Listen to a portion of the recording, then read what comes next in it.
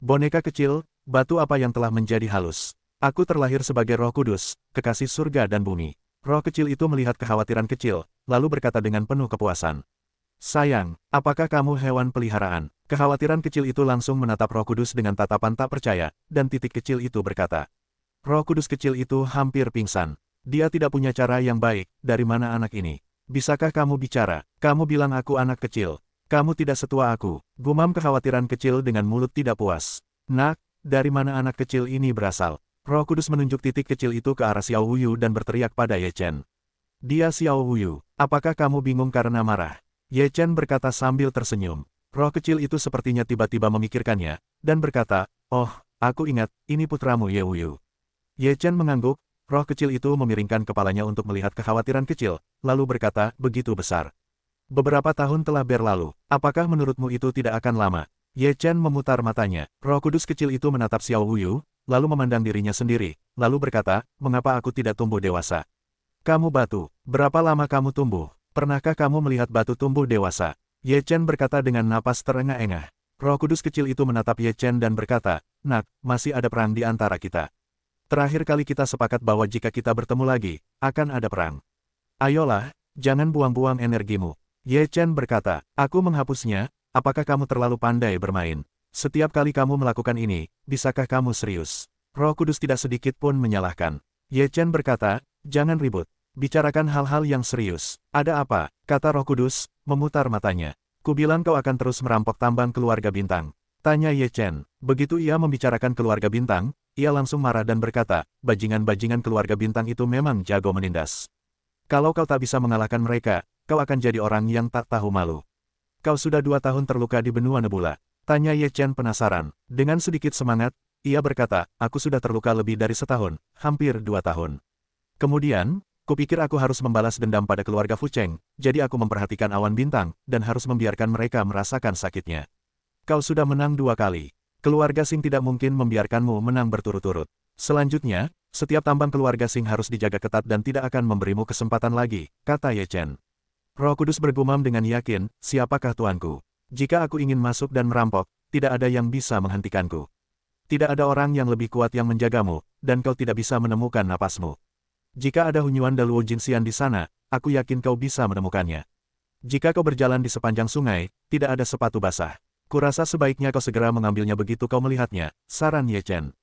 Tidak, keluarga bintang hampir menghancurkan tubuhku. Sekarang ada retakan di tubuhku yang tidak bisa diperbaiki. Jika aku tidak membiarkannya berdarah, aku tidak akan pernah menyerah. Roh Kudus berkata dengan mata kecil yang tegas. Ye Chen menghela napas, yang paling mereka pedulikan bukanlah batu nebula, melainkan bintang-bintang. Sekarang bintang-bintang telah menjadi bintang, tetapi mereka telah menghabiskan biaya yang sangat besar untuk mengolahnya. Jika kau memotong bintang-bintang, itu akan menyakitkan bagi bintang-bintang. Setelah mendengar kata-kata itu, Roh Kudus menerangi matanya dan berkata, ya, mengapa aku tidak memikirkannya? Putra bintang sekarang adalah harta keluarga bintang. Jika putra bintang terbunuh, aku bisa membayangkan ekspresi menyakitkan keluarga bintang, haha. Jadi mengapa mengambil risiko? Jika kau mencuri sedikit awan, itu hanyalah setetes air di lautan bagi keluarga bintang. Ye Chen berkata sambil tersenyum. Roh dari jalan kecil itu, atau otak putramu mudah digunakan. Ayo pergi, kita akan menginjakkan kaki di jalan Senyu sekarang. Mungkin kita akan beruntung, dan benua berikutnya akan bertemu nebula, kata Ye Chen sambil tersenyum. Roh Kudus Little Bit tidak sabar, tetapi ia ragu sejenak, lalu berkata, kita tidak bisa pergi seperti ini. Sebelum kita pergi, kita harus membuat keluarga bintang menderita. Apa yang kau inginkan? Ye Chen merasakan firasat buruk. Tinggalkan sesuatu untuk keluarga bintang. Roh Kudus tersenyum jahat. Selanjutnya, Roh Kudus Little Bit dan Ye Chen, Little Bit, datang ke kota awan bintang bersama-sama. Keesokan paginya, banyak orang berkumpul di sekitar gerbang kota awan bintang untuk menonton. Di gerbang kota, ada beberapa kata besar terukir di gerbang, bajingan keluarga bintang, mari kita tunggu dan lihat, dan bintang-bintang akan mati. Setelah keluarga bintang melihat kata-kata besar ini, wajah mereka menjadi muram dan segera memerintahkan orang-orang untuk memblokir pintu masuk jalan Senyu. Namun saat ini, Ye Chen dan Roh Kudus kecil telah meninggalkan benua nebula. Tadi malam mereka memasuki jalan Senyu. Ye Chen membuka jalan Senyu dan susunan transmisi menghilang. Benua mana yang akan kita tuju? Roh Kudus kecil berjalan di jalan perjalanan spiritual dan bertanya dengan rasa ingin tahu. Ini adalah jalan Senyu menuju benua Qingwei, kata Ye Chen. Bintang-bintang di dinasti Qing, bagaimana aku tahu di mana dia berada? Ye Chen berjalan bersama Roh Kudus, Xiao Budian, dan Xiao Wuyu. Sepanjang jalan, Xiao Budian dan Xiao Wuyu terlibat dalam pertarungan sengit. Mulut Xiao Wuyu tidak menyenangkan, dan Xiao Budian masih memiliki kesombongan seperti itu. Mereka pada dasarnya tidak ramah satu sama lain. Tidak kesepian sepanjang jalan, Ye Chen sangat tertarik menyaksikan mereka bertengkar. Dalam sekejap mata, Ye Chen dan ketiga anak buahnya melihat sebuah benua. Mereka baru bertanya setelah tiba di benua ini bahwa itu bukan benua King Wei. Ye Chen ragu, bagaimana mungkin itu bukan benua King Wei? Aku bilang, nak, bisakah kau lebih bisa diandalkan? Kata Roh Kudus tanpa sedikit pun amarah. Ye Chen memandangi susunan transmisi jalan Senyu, dan berkata dengan sedikit terkejut bagaimana ini bisa terjadi. Dia jelas ingin pergi ke dinasti Qing. Mengapa dia datang ke tempat yang salah? Apakah susunan transmisinya rusak? Tidak diizinkan untuk melakukannya sekali dan untuk selamanya. Benua tempat tinggal Ye Chen dan ketiganya relatif lemah, dan pencapaian orang-orang di seluruh benua tidak tinggi. Ye Chen tidak tinggal lama di jalan, dan segera memasuki jalan Senyu. Ye Chen mencoba susunan transmisi jalan Senyu lagi, dan mereka bertiga memulai perjalanan ke benua King Wei. 3 bulan kemudian, mereka bertiga melihat sebuah benua lagi, tetapi setelah jatuh di benua ini, benua itu juga bukan benua King Wei. Roh Kudus sedikit mengeluh dan berkata, bisakah kau melakukan sesuatu? Ye Chen tidak mempercayainya. Susunan transmisi jalan Senyu hanya diizinkan sekali. Dia sekali lagi menggunakan susunan transmisi, dan kemudian datang ke jalan Senyu. Setelah 2 bulan, mereka sekali lagi menginjakkan kaki di sebuah benua. Benua ini masih bukan benua King. Benda ini tidak ada gunanya, kata Roh Kudus dengan nada mencemooh. Ye Chen menatap prasasti batu itu, lalu ia curiga. Ia bergumam, apakah ada yang salah dengan susunan transmisinya? Itu barang rongsokan, kurasa tidak akan berfungsi. Lihat kemana dia membawa kita. Roh Kudus berkata dengan nada marah. Mereka tiba di 3 benua, yang semuanya relatif lemah. Hari pertama keluarga pertama hanya memiliki 1 lantai dan 2 lantai Daloginsen, yang relatif buruk di benua lain. Ye Chen dengan tegas melepaskan susunan transmisi jalan Senyu, membiarkan transmisi bebas jalan Senyu. Setelah menginjakan kaki di jalan Senyu lagi, Ye Chen dan ketiganya tiba di sebuah daratan yang tampak sangat luar biasa setelah sebulan. Momentum jalan Senyu ini sangat kuat. Seperti yang bisa Anda lihat, ada aura yang sangat kuat di jalan tersebut. Ketika Ye Chen terjatuh di jalan, setelah bertanya, mereka mengetahui bahwa mereka telah tiba di benua King Wei. Lihatlah, jika kau tahu itu, kita mungkin tidak perlu membuang-buang waktu dengan menggunakan susunan transmisi jalan Senyu. Roh Kudus kecil itu berkata dengan nada tidak puas. Ye Chen berkata, bagaimana kita bisa tahu secepat ini? Jika kita tahu lebih awal, apakah kita akan menderita begitu banyak? Jangan biarkan begitu saja, kau tidak senang mengatakan kau punya 2. Merupakan kehormatan bagimu untuk mengatakan kau punya 2. Roh Kudus bergumam. Ye Chen berkata, aku tidak menginginkan kehormatan seperti ini. Sambil berbicara, mereka berkeliling kota. Ketika mereka tiba di sebuah restoran, Roh Kudus kecil itu harus minum beberapa gelas. Akibatnya, ketiganya masuk ke restoran dan memesan makanan dan anggur. Ketika mereka bertiga sedang makan dan minum, mereka mendengar orang-orang di restoran membicarakan beberapa kejadian baru-baru ini. Orang yang menantang Sunyang beberapa hari yang lalu benar-benar kuat. Dia bahkan bertarung di 2 level dan mengalahkan Sunyang. Dia benar-benar ganas. Sekarang dia masih berteriak-teriak untuk melawan dinasti Qing satu persatu. Berperang dengan dinasti Qing, aku benar-benar tidak tahu bagaimana hidup atau mati. Kekuatan apa yang dimiliki Qing Yi dan apa kekuatannya. Konon orang itu akan membalas dendam pada seseorang. Setelah mendengar ini, Ye Chen memperhatikannya. Kemudian, mereka mendengar seseorang berkata, siapa nama orang itu? Ye Fan. Ye Fan. Kalian orang-orang Laoye. Setelah mendengar kata-kata itu, Roh Kudus berkata dengan nada bercanda. Ye Chen meletakkan gelasnya dan berkata, itu putra sulungku. Puff. Roh Kudus kecil itu hanya meneguk anggur di mulutnya, dan menyemprotkannya langsung ke wajah Xiao Wuyu. Xiao Wuyu menatap Roh Kudus dengan polos dan tidak berbicara lama. Roh Kudus kecil itu tidak mempedulikan Xiao Wuyu. Dia menatap Ye Chen dengan ekspresi tak percaya dan berkata, apakah kamu punya putra sulung? Berapa banyak putra yang kamu punya? Aku punya putri, kata Ye Chen dengan tenang. Semangatnya sedikit meluap dan wajahnya sedikit khawatir, tetapi kali ini dia tidak minum, jadi kekhawatirannya yang kecil juga lolos dari bencana ini.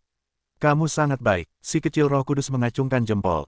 Ye Chen berdiri dan berkata, ayo pergi ke kota Qingyun untuk melihat situasinya. Xiao Wuyu segera menyusul dengan sedikit bersemangat, menggandeng tangan Ye Chen dan berkata, ayah, apakah kita akan mencari kakak?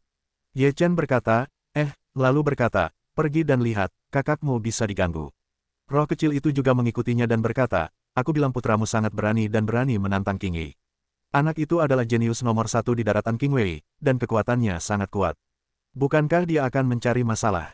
Bagaimana kau tahu putraku tidak bisa mengalahkannya? Ye Chen berkata, kau tidak perlu bertarung. Roh itu berkata, ayahku sangat hebat, kau tidak bisa melakukannya. Hampir hancur. Xiao Yu mengerutkan kening dan bersenandung. Roh kecil itu juga dengan sedikit kekhawatiran menjadi lebih kuat, tanpa kelemahan berkata, ayahmu sekarang bahkan dengan keberanianku untuk bertarung. Wall yang ganas ah.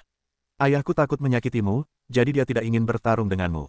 Xiao Yu berkata sambil mengangkat dagunya. Oh, kata Roh Kudus dengan nada meremehkan, kau juga terlalu mengagumi anak ini. Dia seperti ini, aku bisa memukul 2 kali. Kalau kau tidak punya wajah, kau akan menyombongkan diri. Xiao Yu tidak mengakui kekalahan. Ye Chen tidak memperdulikan kedua orang yang sedang berkonfrontasi seperti itu. Ia pun mengemudikan perahu di sisi lain dengan kecepatan tercepat menuju kota Qingyun. Kota Qingyun bukan hanya kota terbesar di dinasti Qing, tetapi juga tempat yang dihuni oleh keluarga terbesar. Saat ini, semua topik hangat di Yuncheng telah menjadi perbincangan selama 1,5 bulan. Setelah Ye Chen tiba di kota Qingyun, ia segera mengetahui tempat tinggal Ye Fan. Ia pun datang ke penginapan tempat Ye Fan tinggal. Saat itu, Ye Fan hendak meninggalkan penginapan. Begitu kaki depannya melangkah keluar dari pintu penginapan, ia bertemu Ye Chen. Ye Fan tertegun sejenak, lalu dengan bersemangat memanggil, ayah, bagaimana kabarmu di sini? Ye Chen dengan tenang menatap Ye Fan dan berkata, ayo, masuklah, duduklah, dan katakan. Ye Fan, Ye Chen, Xiao Budian, dan Xiao Yu duduk di meja anggur di lantai pertama penginapan. Begitu mereka duduk, Ye Chen bertanya, siapa yang ingin kalian balas dendam? Sekarang Ye Chen lebih sensitif terhadap topik seperti itu. Dia tidak ingin mendengar tentang kematian seorang saudara. Ye Fan langsung bertanya kepada Ye Chen tentang hal ini. Matanya berkedip, tetapi dia tetap berkata dengan jujur, aku ingin membalas dendam Paman Xuan Yuan. Ada apa dengan Xuan Yuan? Mata Ye Chen tiba-tiba memerah, menatap Ye Fan dan bertanya. Ye Fan menatap mata Ye Chen dan tertegun. Kemudian ia tersadar dan berkata, Paman Xuan Yuan pernah terluka parah oleh Qing Yi. Meskipun nyawanya tidak lagi terancam, kultivasinya tidak dapat ditingkatkan sama sekali, dan masa depannya hancur total. Setelah mendengar ini, Ye Chen merasa sedikit lega. Selama itu bukan berita kematian, ia masih bisa menerimanya. Setelah Ye Fan selesai berbicara, ia bertanya, ayah, apakah terjadi sesuatu? Setelah hening sejenak, Ye Chen berkata, pamanmu Tianjian telah terbunuh. Aku belum bisa membalaskan dendamnya. Bibir Ye Fan bergetar beberapa kali, dan matanya langsung memerah. Ia juga sedikit tidak percaya dan berkata, Paman Tianjian, bagaimana ini bisa terjadi? Ye Chen menceritakan semuanya. Ye Fan mengepalkan tinjunya dan menggertakkan giginya, lalu berkata, jika kau bertemu orang-orang kuno di Jalan Senyu, kau pasti tidak punya tempat untuk menguburkannya. Di mana Paman Xuan Yuan sekarang? Tanya Ye Chen. Di kota kecil di luar kota Qingyun, kata Ye Fan. Kemudian, beberapa orang meninggalkan kota Qingyun bersama-sama dan tiba di sebuah kota kecil kurang dari 100 mil jauhnya. Ye Fan tiba di sebuah rumah dan mengetuk pintu. Seorang pria tua yang membukakan pintu. Setelah melihat Ye Fan, ia juga mengenal Ye Fan. Ia bahkan berkata, Tuan Ye, silakan masuk. Ini ayahku, ini saudaraku, ini teman ayahku, kata Ye Fan. Pria tua itu mengangguk dan berkata sambil tersenyum, masuklah bersama. Ye Fan berjalan masuk ke dalam rumah dan berkata dengan suara lantang, Paman Xuan Yuan, lihat siapa yang datang. Suara Ye Fan bergema di halaman, dan kemudian seorang pemuda keluar dari rumah, dengan seorang wanita muda yang cantik di sampingnya. Saudara Ye, ketika pemuda itu melihat Ye Chen, ia langsung bersemangat. Pemuda ini tak lain adalah pedang Xuan Yuan. Ye Chen menatap Xuan Yuan dan berkata sambil tersenyum, saudaraku, lama tak bertemu. Ye Chen dan pedang Xuan Yuan berpelukan erat, lalu haha. Aku tidak menyangka kau akan datang. Xuan Yuan tertawa dan berkata, perkenalkan, ini istriku Suyun. Ini saudaraku. Ye Chen mengangguk kepada Suyun, dan Suyun berkata dengan senyum dan antusias, dulu aku mendengar Xuan Yuan bercerita tentang saudaranya, tapi aku beruntung bisa bertemu dengannya hari ini. Ye Chen berkata, pasti dia banyak bicara buruk tentang kita, iya. Suyun menatap Xuan Yuan dengan lembut, lalu berkata sambil tersenyum, dia bilang kau adalah saudara terbaiknya. Baik di dunia maupun di akhirat, kau adalah yang terbaik. Dalam hidup ini, penyesalan terbesarnya adalah tidak bisa menemanimu berkeliling dunia. Ketika Suyun mengatakan ini, matanya berkaca-kaca. Setelah mendengar ini, mata Ye Chen pun memerah. Dia menatap ke arah Xuan Yuan, tetapi Xuan Yuan tidak berani menatap Ye Chen. Untuk apa kau bicara begitu? Tanya Xuan Yuan sambil menatap Suyun. Mata Suyun merah padam, dan ia tak berkata apa-apa lagi. Xuan Yuan tersenyum dan berkata kepada Ye Chen, saudara-saudara kita sudah lama tidak bertemu. Jangan berdiri di sini dan duduk di aula. Aku akan menyuruh orang menyiapkan meja dengan anggur dan sayuran yang enak, agar saudara kita bisa minum dengan nikmat. Ye Chen juga tidak mengatakan apa-apa, dan bersama Xuan Yuan datang ke aula rumah. Setelah semua orang duduk, Xuan Yuan meminta Suyun untuk memesankan orang-orang untuk menyiapkan anggur dan hidangan. Setelah Su Yun pergi, Ye Chen berkata, Xuan Yuan, ada apa? Xuan Yuan terdiam cukup lama, lalu mulai berkata, kekuatannya tidak bagus, sudah ditinggalkan, kekuatan seumur hidup berhenti di Daluo Jinxian. Mata Ye Chen langsung memerah, menatap Xuan Yuan, apakah itu jelas?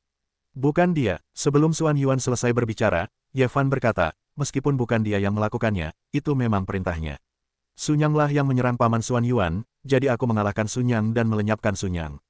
Selanjutnya, aku akan mengalahkan Qingyi dan melenyapkan Qingyi, agar mereka bisa merasakan rasanya ditinggalkan. Setelah mendengar itu, Ye Chen berkata dengan tatapan dingin, Faner, kau benar. Xuan Yuan menghela napas, kenapa? Awalnya, aku tidak bisa melepaskannya, tetapi setelah 2 tahun, aku memiliki Su Yun dan memiliki rumah, dan kebencian itu pun memudar. Xuan Yuan, sebagai saudara, aku tidak bisa mengabaikanmu yang ditindas. Tatapan dan nada Ye Chen sangat tegas. Memang benar dinasti Qing tidak menanggapi pertempuran pada hari ke-11 dinasti Qing. Lalu aku akan menantangnya setiap hari sampai dia membalas. Ye Fan berkata dengan sedikit kebencian. Xuan Yuan berkata, bahkan jika kau menang melawan Qingyi, apa yang bisa kau lakukan? Bisakah aku dan Su Yun bertahan hidup di dinasti Qing? Berbicara tentang ini, Xuan Yuan menghela napas dan melanjutkan, Su Yun adalah orang dari dinasti Qing. Dia tidak bisa hidup mengembara bersamaku.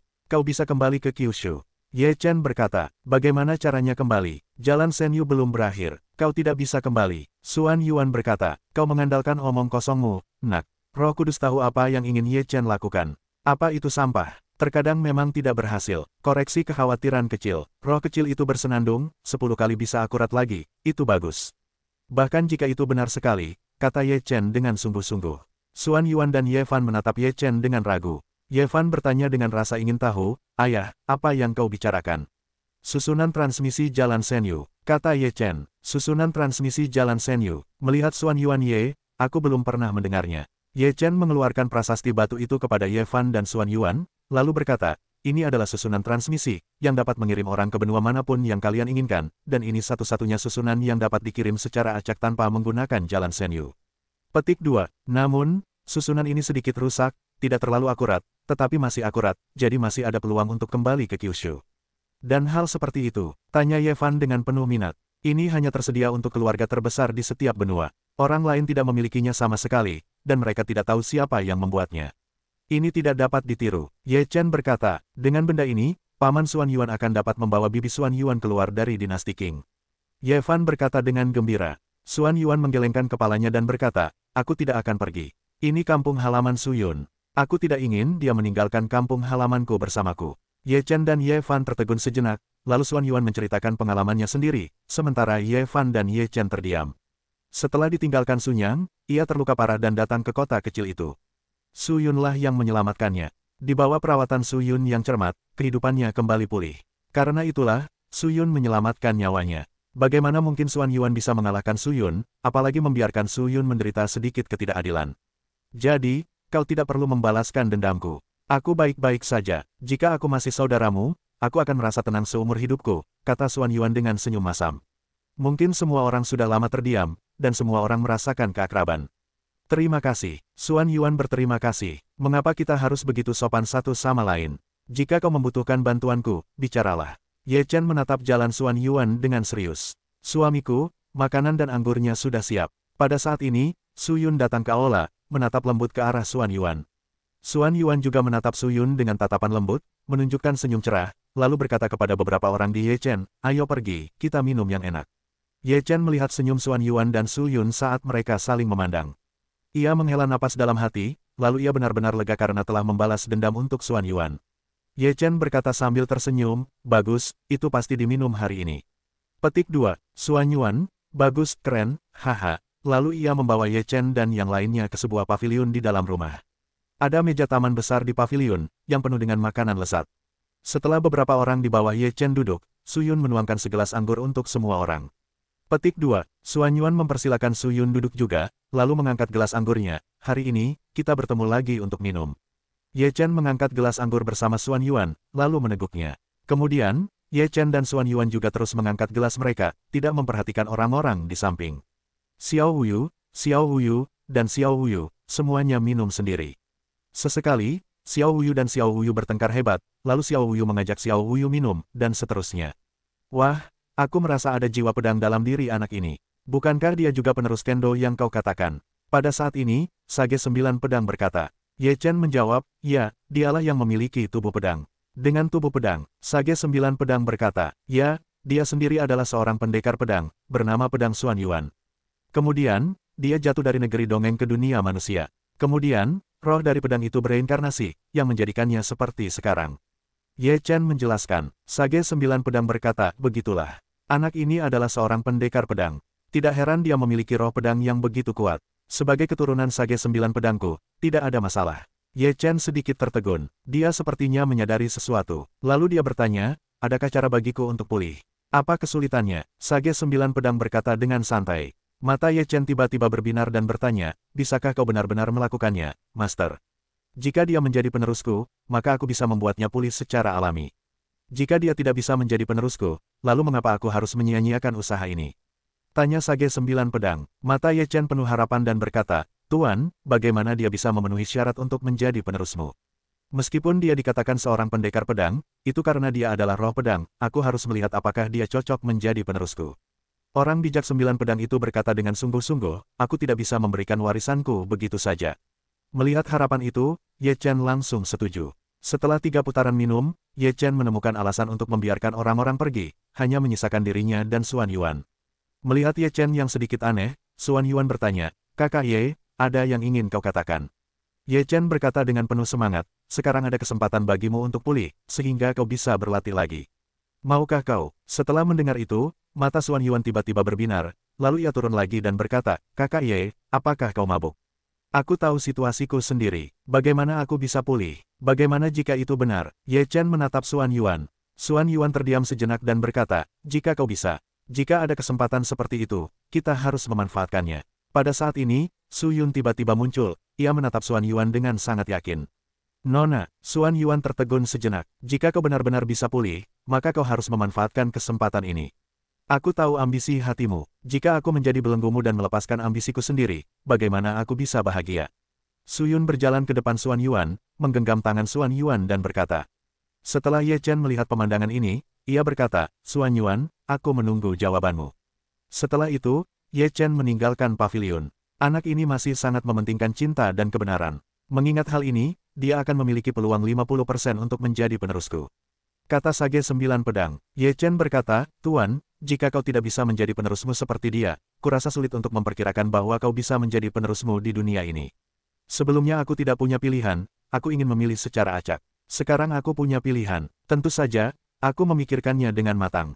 Sage 9 Pedang berkata, bukankah kau memiliki tulang pedang bawaan? Bagaimana jika anak ini lebih cocok? Ye Chen berkata, kalau tidak, kalian semua akan pergi. Aku hanya punya 9 pedang. Apakah mereka terpisah? Pendekar 9 Pedang bergumam. Ye Chen tersenyum dan berkata, lebih baik mewariskan pedang daripada keabadian.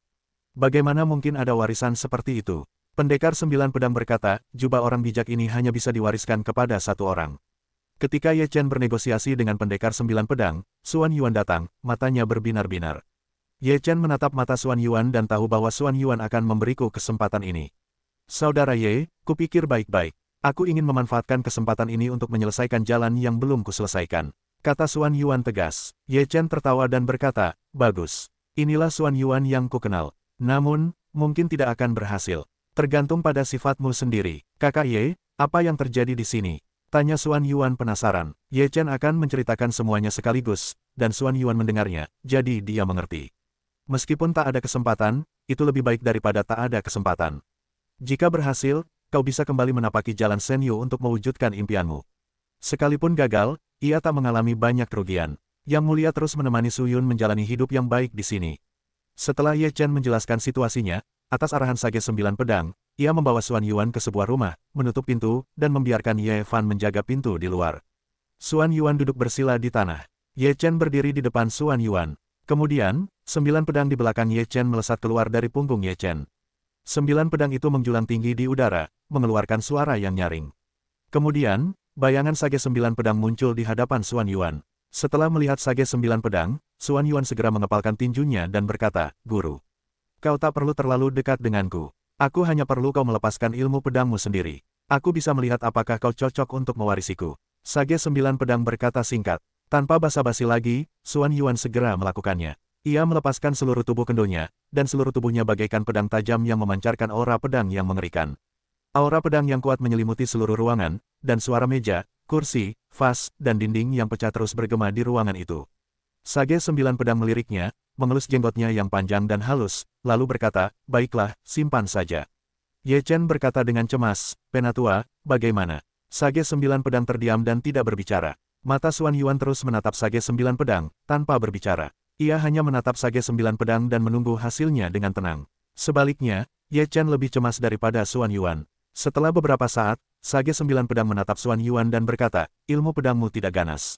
Aku tidak tahu perasaan apa itu. Setelah mempertimbangkannya berulang kali, aku memutuskan untuk mewariskannya kepadamu." "Hebat!" Ye Chen langsung gembira. Mata Xuan Yuan berbinar, dan dadanya terus bergejolak. Ia terlalu bersemangat untuk berbicara. "Apa yang kau lakukan berdiri di sini?" Sage 9 pedang melirik Ye Chen, lalu berkata dengan napas terengah-engah. Ye Chen tertegun sejenak, lalu tersenyum malu, dan berkata, "Baiklah, aku akan keluar, tidak akan mengganggumu." Ye Chen mengacungkan jempol pada Xuan Yuan, lalu berjalan keluar ruangan. "Ayah, ada apa di dalam?" tanya Ye Fan penasaran setelah melihat Ye Chen keluar. Ye Chen berkata, "Paman Xuan Yuanmu menerima warisan, dan sebentar lagi, kau bisa menginjakkan kaki di jalan Shenyu lagi." Setelah mendengar ucapan itu, Ye Fan juga sangat gembira dan berkata, "Itu sungguh hebat. Baiklah, kau bisa tinggal di sini dan jangan biarkan siapapun mengganggumu," kata Ye Chen. "Baik." Ye Fan mengangguk berat, seolah-olah ini tugas yang sangat sulit. Setelah menguap, Ye Chen berkata, "Sudah waktunya aku istirahat." Ye Chen kembali ke kamarnya dan tertidur dengan tenang.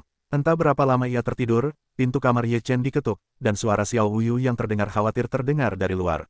"Ayah, tidak, ada pesan dari kota Qingyun," teriak Xiao Wuyu.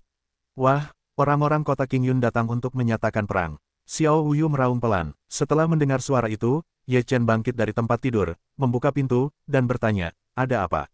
"Qingyi akan bertemu Ye Fan." Xiao Wuyu berkata dengan cemas. "Baru saja, seseorang mengatakan bahwa mereka akan melawan kakak." Xiao Wuyu berkata dengan cemas. "Lalu, kakak Wen Dayan." Kakak laki-laki tidak memperhatikannya. "Dia sedang menjaga pintu paman Xuan Yuan sekarang," kata Little Worry. Ye Chen mengangguk dan berkata sambil tersenyum, "Anak ini tidak impulsif kali ini. Sepertinya dia sudah dewasa dan bisa tenang. Dengan ayahku di sini, bagaimana mungkin aku membiarkan anakku diganggu? Aku akan melawan dinasti Qing." Setelah Ye Chen meregangkan pinggangnya, ia berkata dengan santai. Roh yang sedikit marah berkata, "Kau pergi. Kau bisa merobohkannya. Kau sama sekali bukan lawan yang tangguh. Apakah kau lawan Qingyi?" Ye Chen memutar matanya dan berkata, "Ini ada hubungannya dengan petualanganku." Roh Kudus berkata dengan nada yang tidak sedikit marah. Ye Chen bergumam, "Jangan begitu, kalau aku bukan lawannya, maka anakku pergi, tidakkah kau ingin diganggu lagi?" Ye Chen datang ke Xuan Yuan untuk menerima warisan tempat itu. Saat ini, Ye Fan sedang berjaga di pintu, tidak pergi. Qinglai telah menerima tantangannya. "Apa kau tidak akan menerimanya?" Ye Chen menatap Ye Fan dan bertanya. Ye Fan berkata, "Aku pasti tidak akan melewatkan pertempuran melawan dinasti Qing ke-11, tetapi tugasku sekarang adalah menjaga Paman Xuan Yuan tanpa gangguan." Paman Xuan Yuan tidak meninggalkan ruangan sehari pun, dan aku juga tidak pergi sehari pun. Ye Chen berkata, "Aku akan mengurus perang melawan dinasti Qing." Ye Fan menggelengkan kepalanya dengan tegas dan berkata, "Tidak, tantangan itu diprakarsai olehku. Sekarang Qingyi harus menghadapinya. Inilah pria sejati." Setelah mendengar ini, Ye Chen tak kuasa menahan senyum dan berkata, "Kau yakin bisa menang?" "Aku harus pergi, entah aku yakin atau tidak." Tatapan Ye Fan tegas. Ye Chen tersenyum dan berkata, "Karena kau begitu teguh, aku tidak akan berpartisipasi. Aku akan kembali ke Qingyi." "Terima kasih, ayah." Ye Fan berkata. Ye Chen tersenyum tipis, lalu pergi. Roh Kudus, dengan sedikit riang, mengejar Ye Chen. Roh Kudus, dengan sedikit keraguan, berkata, "Nak, apa kau benar-benar akan membiarkan Ye Fan bertarung? Jika dia begitu teguh, mengapa aku tidak membiarkannya pergi?" "Tidak ada pengecut di keluarga Yeku," kata Ye Chen dengan bangga. "Tidak ada pengecut di keluarga Yemu, tetapi jika kau membiarkan Ye Fan bertarung melawan dinasti Qing satu persatu, kau mungkin kehilangan seorang putra," kata Roh Kudus, memutar matanya. Tatapan Ye Chen tiba-tiba menjadi sangat tajam dan berkata, "Jika Ye Fan melakukan sesuatu, aku akan membuat seluruh keluarga Qing menanggung akibatnya." Roh Kudus kecil itu tidak mengerti cara Ye Chen, tetapi dia tidak mengatakan apa-apa lagi. "Di masa depan, aku akan seperti kakak laki-lakiku. Aku akan berani dan jujur." Xiao Wuyu berkata dengan sungguh-sungguh. Ye Chen berkata sambil tersenyum, "Kerja bagus." Kemudian, Ye Chen membalas pesan dari kota Qingyun dan mengatakan kepadanya bahwa Ye Fan pasti akan pergi ke Perang Dunia Pertama. Pada hari-hari berikutnya, Ye Fan masih menjaga pintu kamar Xuan Yuan. 9 hari kemudian, pintu kamar Xuan Yuan dibuka. Xuan Yuan keluar dengan 9 pedang di punggungnya. Saat dia keluar, semangatnya berbeda. Kekuatan pedangnya lebih kuat, yang membuatnya merasakan tekanan yang luar biasa. Ye Fan melihat Xuan Yuan dan berjalan keluar. Setelah merasakan momentum Xuan Yuan, dia bersemangat dan berkata, "Paman Xuan Yuan, apakah kamu berhasil?" Xuan Yuan mengangguk dan berkata sambil tersenyum, "Faner, kamu telah bekerja keras akhir-akhir ini." "Tidak sulit sama sekali." Ye Fan melambaikan tangannya dan berkata sambil tersenyum, "Biarkan aku pergi ke pertempuran pertama dengan King Yi. Aku akan menyelesaikan dendam antara aku dan dia sendiri," kata Xuan Yuan. Ye Fan tertegun sejenak, lalu berkata, "Paman Xuan Yuan, kekuatanmu." "Tidak masalah, aku bisa," kata Xuan Yuan sambil tertawa. Kemudian, Xuan Yuan memanggil Ye Chen ke aula dan menjelaskan maksudnya. Setelah itu, Ye Chen terdiam sejenak dan tidak keberatan, meskipun ia setuju. "Aku benar-benar tidak mengerti kamu. Aku tidak bisa mengalahkanmu. Jika kamu harus berani, apa kamu mau dilenyapkan lagi?" kata Roh Kudus. "Pikiran manusia, kamu tidak bisa mengerti batu," kata Ye Chen. Roh Kudus tidak marah dan berkata, "Aku adalah Roh Kudus, bukan batu. Jika kamu mengatakan bahwa aku adalah batu, aku tidak akan menghabisimu." Ye Chen dan yang lainnya tidak menghiraukan raungan Roh Kudus. Ye Chen berkata, "Karena sudah diputuskan, mari kita pergi ke kota Qingyun." Xuan Yuan juga mengangguk, lalu berpamitan dengan Su Yun. Ia tidak berniat melepaskan Su Yun. Apapun hasilnya, ia tidak ingin Su Yun mengkhawatirkannya di tempat kejadian. Su Yun juga bisa memahami pikiran Xuan Yuan, jadi ia memperhatikan Xuan Yuan meninggalkan kota. Kembalilah hidup-hidup. Ini adalah harapan terbesar di hati Su Yun. Apapun hasilnya, ia hanya berharap Xuan Yuan dapat kembali dengan selamat. Setelah Ye Chen, Xuan Yuan, dan yang lainnya tiba di kota Qingyun, mereka langsung menarik perhatian orang-orang di kota Qingyun. Kini seluruh kota Qingyun tahu bahwa King Yi telah berjanji untuk melawan Ye Fan. Kini Ye Fan muncul di kota Qingyun, yang menunjukkan bahwa Ye Fan ada di sini untuk melawan. Orang-orang di kota Qingyun membicarakannya. Melihat Ye Chen dan beberapa orang berjalan sepanjang jalan, mereka tak kuasa menahan diri untuk mengikutinya. Ye Chen dan beberapa orang lainnya tiba di gerbang kuil terbesar di kota Qingyun. Mereka baru saja sampai di gerbang kuil, dan gerbang kuil terbuka. Banyak sosok keluar dari kuil. Setelah mereka keluar, mereka berdiri dalam 2 baris. Kemudian seorang pemuda keluar dari kuil dan berdiri di gerbang kuil. Tatapannya tertuju pada Ye Chen. Tatapan pemuda itu begitu tenang, seolah-olah ia tidak menganggap serius masalah itu. Pada saat ini, Xuan Yuan berdiri tegak, tanpa kebencian di matanya, menatap pemuda itu dengan tenang, dan berkata, "King Yi, hari ini aku datang untuk bertarung denganmu." Pemuda di gerbang kuil itu adalah jenius pertama dinasti Qing. King Yi menatap Xuan Yuan dan berkata, "Bukankah kau yang ditinggalkan Sunyang?" "Ya, apa kau juga ingin bertarung denganku? Menurutmu siapa sampah?" Ye Fan menunjuk King Yi tanpa marah. King Yi menatap Ye Fan dan berkata, "Ye Fan, apa kau tidak akan bertarung denganku?"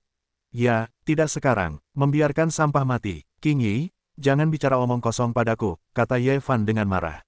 Ye Chen menarik Ye Fan agar tenang dan tenang. Kemudian dia berdiri dan berkata, "Untuk berurusan denganmu, kami tidak butuh bantuanmu. Omong kosong di mulutmu tidak masalah, karena menurutku, kau lebih banyak omong kosong daripada sampah. Kau hanya membuang-buang udara dalam hidupmu." Kata-kata Ye Chen sedikit tertahan, tidak seperti Ye Fan yang begitu keras, tetapi dengan kejam memarahi King Yi. "Kau harus belajar dari ayahmu. Kau bisa lihat sendiri bahwa ayahmu tidak pernah membentak orang. Kau seperti dirimu sendiri. Kau tahu bahwa mengaum tidak ada gunanya." Roh Kudus berkata sedikit kepada Ye Fan. Ye Chen memalingkan mulutnya dan tidak memperhatikan Roh Kudus. Setelah dimarahi oleh Ye Chen, wajah King Yi menjadi sangat buruk dan berkata dengan wajah muram, "Beranikah kau menghinaku? Jangan gunakan kata, berani. Apa yang kita takutkan? Apakah kau orang yang sangat kuat? Siapa kau ketika kau keluar dari dinasti Qing?" Ye Chen mencibir. Wajah King menjadi biru tua, berkata, "Siapa kau lagi?" "Dia ayahku," gumam Ye Fan. Matanya yang jernih sedikit menyipit, lalu menatap Ye Fan dan Ye Chen, sungguh mirip. Ye Chen memiliki putra semuda itu, dan kekuatan putranya begitu dahsyat, King Yi sungguh sulit dipercaya. "Siapa yang akan kau lawan kali ini?" tanya King Yi dengan tidak sabar. "Aku," kata Xuan Yuan. "Jika kau ingin mati, aku akan melakukannya untukmu." King Yi memiliki hasrat membunuh yang kuat di matanya. Tidak tahu malu, roh yang sedikit tidak marah itu memarahi. Suaranya tidak terlalu keras, tetapi bisa terdengar jelas. Setelah mendengar ini, mata King Yi menjadi sangat muram. Ia menatap Roh Kudus dan berkata, "Apa yang kau katakan? Aku bilang tidak tahu malu. Apa yang terjadi akhir-akhir ini?" Tanyanya, "Apakah kau suka dimarahi? Memarahi saja tidak cukup. Apakah kau masih harus menghindari dimarahi?" Petik 2. Ini belum dimulai. King Yi merasa telah menerima 10.000 serangan kritis, dan seluruh tubuhnya menjadi gila. "Kalian semua tidak boleh pergi hari ini. Jangan khawatir, salah satu dari kalian akan datang." King Yi menarik napas dalam-dalam untuk menenangkan diri, lalu berkata sambil mencibir. Tak tahu malu, ketika kau tidak bisa bertarung untuk sementara waktu, kau tidak bisa membiarkan orang-orang tua itu keluar untuk membantumu.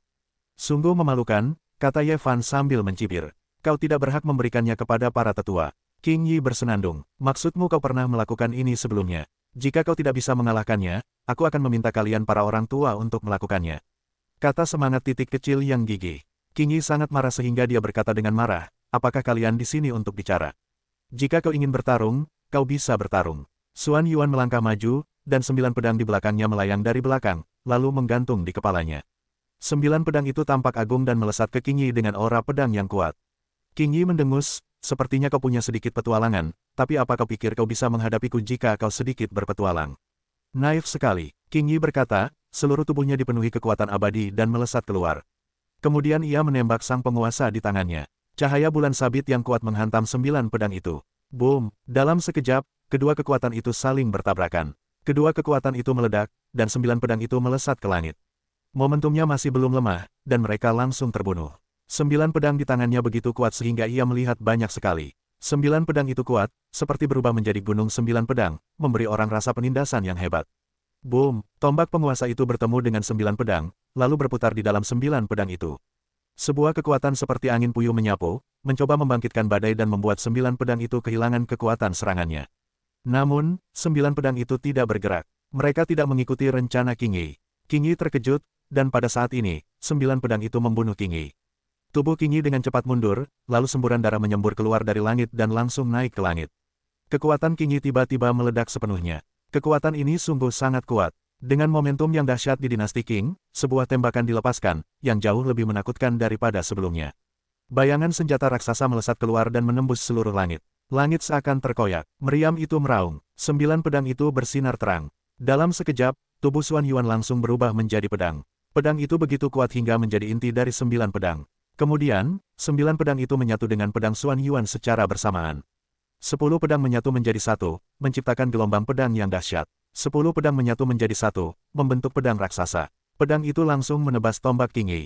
Ledakan dahsyat. Sebuah ledakan dahsyat terjadi, pedang dan tombak itu bertabrakan, menciptakan gelombang kekuatan yang dahsyat.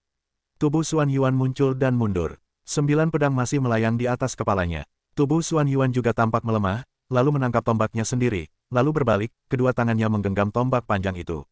1000 tombak membelah langit dan bumi. Mata Xuan Yuan memadat, dan seluruh kekuatan abadi dikerahkan, lalu mengendalikan 9 pedang untuk menebas. 9 pedang itu langsung menyatu dan menghantam tombak King Yi. Boom! Pukulan itu sama kuatnya, dan keduanya tak kuasa menahan diri untuk mundur.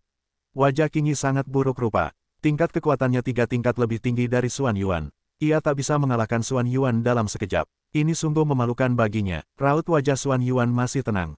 Meskipun ia tak bisa mengalahkan King Yi, ia sudah sangat bersyukur bisa mengalahkan King Yi, setidaknya lebih baik daripada saat ia ditinggalkan Sun Yang. Cek, aku tak tahu siapa yang baru saja menyombongkan diri. Jujur saja, ini pertama kalinya aku melihat orang menyombongkan diri di dunia ini. Roh Kudus mendecakkan lidahnya dan mencibir. Yah, beberapa orang memang begitu ribut sampai tak bisa menang 3 tingkat lebih tinggi, dan mereka tak tahu malu. Ye Fan lalu mencibir mendengar kata-kata pendek Roh Kudus. Aku tak bisa menahannya. Kalau ada yang tak menyombongkan diri, bagaimana kau bisa menjadi orang nomor 1 di dinasti Qing? Roh Kudus kecil, ia tertawa. Tentu saja sudah meledak. Kalau tidak, kapan aku tidak berani menginjakan kaki di jalan Senyu? Ye Fan menggema sambil tersenyum. Jangan katakan itu. Tidak baik mengatakannya. Kau bisa melihat wajah seseorang telah dipelintir. Jika kau mengatakan yang sebenarnya, aku khawatir dia akan terburu-buru dan pingsan saat itu. Ini kekalahan kita, atau kalah dari Xuan Yuan, kata roh itu, kecil dan jahat. Petik 2. Kalian berdua diam saja. King Yi meraung marah. Petik 2. Diam saja aku, mulutku yang bicara. Bisakah kau mengendalikannya? Roh Kudus tidak sedikit pun marah, katanya. Yah, mulutmu yang bicara, dan kami tidak menghentikanmu untuk menyombongkan diri, benar. Ye Fan juga tidak punya gas yang bagus untuk dikatakan.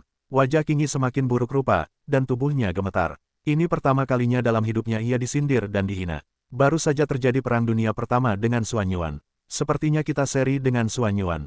Ini sungguh memalukan. Sekarang, ia diolok-olok. Kapan King Yi pernah marah seperti ini? Seseorang tidak tahan, tubuhnya gemetar. Roh itu menggelengkan kepalanya sedikit dan tertawa. Aku tidak bisa menahannya. Dulu seseorang menggantung tinggi di langit. Ketika kulit sapinya tertiup angin, ia jatuh dan terluka. Ye Fan sedikit mengangkat sudut mulutnya. Mata King Yi merah, dengan luapan amarah di matanya, dan seluruh tubuhnya gemetar karena amarah. Ia menggertakkan gigi dan berkata, jika kau mengatakan satu kata lagi, aku akan merobek mulutmu. Oh, aku sangat takut. Si kecil Roh Kudus berkata dengan ekspresi ketakutan. King Yi Geng sangat marah. Namun, akhirnya, ia menarik napas dalam-dalam dan menenangkan diri. Dia berkata, bilang saja setelah aku melenyapkan klan Xuan Yuan, aku akan merobek mulutmu, sehingga kau tak bisa membuka mulutmu lagi. Setelah King Yi selesai berbicara, ia pun tak lagi memperhatikan Ye Fan dan semangat kecilnya, dengan aura pembunuh yang membara, menatap ke arah klan Xuan Yuan yang telah terbunuh sebelumnya. Saat ini, klan Xuan Yuan sudah sangat kelelahan dalam pertempuran tadi. Jika klan Xuan Yuan yang tadinya sangat marah, pasti takkan menang. Saat itu, sosok Ye Chen tiba-tiba muncul di hadapan klan Xuan Yuan, lalu tersenyum dan berkata, kerja bagus. Kau baru saja menghajar King Yi, jadi aku akan mengambil langkah selanjutnya. Klan Xuan Yuan tidak memaksanya saat ini. Ia tahu betapa berat beban yang ditanggungnya. Jika ia ingin segera bertarung, ia jelas bukan lawannya. Ia tidak sendirian sekarang, ia punya istri yang menunggunya pulang, jadi ia tak akan berani bertindak gegabah. Baiklah, hati-hati, kata klan Xuan Yuan. Ye Chen mengangguk, lalu menghembuskan napas yang kuat dari tubuhnya. Sambil memegang pedang hijau emas darah suci di tangannya, ia langsung mengaktifkan pedang hijau emas darah suci, lalu menebaskannya ke arah King Yi. Tak perlu dikatakan lagi, kekuatan King Yi memang sangat kuat. Lawan di antara 5 lapisan Daluo Jinxian sangat sedikit. Ye Chen kini berada di 3 tingkat teratas Daluo Jinxian. Sulit untuk mengimbangi King Yi, tetapi bukan berarti mustahil. Keunggulan terbesar Ye Chen saat ini adalah ia tidak takut dengan konsumsi kekuatan abadinya. Ia memiliki kekuatan yang cukup untuk melengkapinya. Oleh karena itu, semakin ia berjuang sampai akhir, semakin banyak keuntungan yang ia miliki. Melihat gerakan Ye Chen, seringai muncul di sudut mulutnya dan berkata, tidak peduli siapa yang kau lakukan, hasilnya sama saja, kau pasti akan mati. Itu tidak benar. Ye Chen menyeringai percaya diri. Tombak panjang King Yi sangat ganas dan menakutkan. Gelombang kekuatan menghantam tombak itu dan bertabrakan dengan cahaya pedang Ye Chen. Cahaya pedang itu hancur dalam sekejap, dan tombak itu langsung menghantam Ye Chen. Ketika Ye Chen melihat pemandangan ini, ia tidak merasa panik. Tubuhnya gemetar, dan hukum kaisar mulai berlaku. Kemudian, 3.000 jalan melonjak bersamaan dan berubah menjadi penghalang Dharma Tao yang besar. Boom! Ketika tombak itu bertabrakan dengan penghalang Dharma Tao hancur, dan tombak itu menghilang. Saat penghalang Tao menghilang, Ye Chen langsung terbagi menjadi 3 bagian, satu memegang tungku pemurnian, yang lainnya memegang menara emas hitam berpola naga. Setelah tungku alkimia padam, api berkobar, yang langsung berubah menjadi area api yang panas. Menara emas hitam berpola naga itu berubah menjadi gunung dan tertindas. Naga emas meraung, memekakkan telinga dan memusingkan. Wajah King Yi tiba-tiba berubah. Api tungku itu begitu dahsyat hingga seolah melelehkannya meski dari kejauhan. Kekuatan menara emas hitam berpola naga juga tak tertandingi. Dengan serangan Long Yin Gong, pikiran King Yi berdengung, dan seluruh tubuhnya terasa pusing. Namun, pusing semacam ini tidak terlalu terasa, dan King Yi segera pulih. Namun, Ye Chen telah menyerbu dengan kekuatan penghancur saat itu. Napas kehancuran menyapu, dan seluruh dunia menjadi dunia kelabu. Pada saat ini, kekuatan Ye Chen telah meningkat ke tingkat yang sangat mengerikan. Kata-kata, Dou, dan Bing telah mengalir, dan kekuatan tempur serta senjata mereka telah ditingkatkan sampai batas tertentu. Namun, tombak King Yi terpengaruh sampai batas tertentu. King Yi jelas merasa bahwa ia tidak sehebat sebelumnya saat mengendalikan tombak. Ye Chen membunuh dengan pedangnya, dan puluhan ribu pedang meledak bersamaan. Momentumnya begitu kuat sehingga seluruh alam semesta seolah hancur. King Yi menatap langit dan meraung. Alih-alih meremehkan Ye Chen, ia mengerahkan seluruh kekuatannya, lalu mengendalikan tombak dengan sekuat tenaga untuk menghadapi roh pedang Ye Chen. Boom! Sejumlah besar energi pedang melesat keluar. Sungguh mengerikan. King Yi melesat keluar satu persatu dan menghancurkan energi pedang yang tak terhitung jumlahnya. Namun, masih ada energi pedang yang menembus segalanya dan membuat beberapa lubang di pakaian dan jubah King Yi. Tulang bintang di tubuh Ye Chen bersinar terang. Semua kekuatan abadi dipenuhi bintang. Sebuah kekuatan bintang meledak, menambah kesan massa yang kuat pada kekuatan ini. Ye Chen memadatkan kekuatan bintang-bintang, dan pedang hijau darah penuh dengan bintang-bintang, indah dan tak tertandingi. Pada saat yang sama, menara emas hitam berpola naga telah mencapai puncak kepala King Yi, yang tertindas oleh kekuatan berat. Begitu dinasti Qing mengangkat kepalanya, dia membunuhnya dengan satu tembakan dan bertabrakan dengan menara emas hitam dengan pola naga. Boom! Ada suara keras, dan pagoda emas hitam berpola naga berguncang untuk sementara waktu, tetapi kemudian menara emas hitam berpola naga ditutupi dengan bintang-bintang, dan kekuatan yang kuat jatuh, membuat kekuatan menara emas hitam berpola naga lebih tebal, seperti gunung yang tidak dapat dipindahkan. Tubuh King Yi jatuh ke bawah, dan wajahnya menjadi jelek di tempat. Pada saat ini, api yang menjulang tinggi menyapunya, dan dia akan dikelilingi. Jika dia dikelilingi oleh api, tubuhnya akan berubah menjadi massa abu dalam sekejap dengan nyala api yang begitu kuat. Tapi itu bukan yang terburuk. Pada saat yang sama, Ye Chen sekali lagi mengayunkan pedang emas hijau darah suci. Cahaya pedang yang diselimuti bintang menyapu, dan bintang-bintang itu tampak semakin membesar, yang juga terasa sangat masif. Ketika ketiga serangan itu berbarengan, wajah Qingyi menjadi sangat buruk. Ia mengerutkan kening, lalu meraung. Aliran darah mengalir deras dari Tianlinggei, menutupi area yang luas. Setelah kekuatan darah meletus, momentum Qingyi meningkat beberapa kali lipat dengan sia-sia, lalu ia mendorong tombaknya ke atas, dan menara emas hitam berpola naga itu pun melesat ke atas. Setelah mengguncang pagoda emas hitam berpola naga, tubuh Qingyi melesat dalam sekejap. Ia menghindari serangan dari area api dari kejauhan. Kemudian ia melesat, dan tombak serta cahaya pedang Ye Chen bertabrakan. Semburan darah mengalir deras bersamanya. Dengan berkah kekuatan darah, kekuatan Qingyi mencapai tingkat yang sangat mengerikan, menghancurkan serangan Ye Chen dengan satu tembakan.